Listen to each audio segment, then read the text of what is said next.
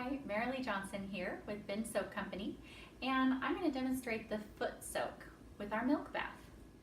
So we're going to start with the milk bath, and if you're like me, variety is the spice of life, and I like a lot of spice, so I'm going to do a variety of milk baths. We have 15 different scents available at Ben Soap, and I'm going to choose eucalyptus spearmint and sweet orange. I like the combo together. So I've already put the warm water in the bowl, and literally I just put a pinch of the milk bath shreds into the bowl, and you just soak your feet.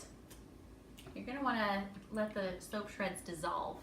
So you're just going to soak your feet. Oh, it's so luxurious. I just love it. And relax. Read a book.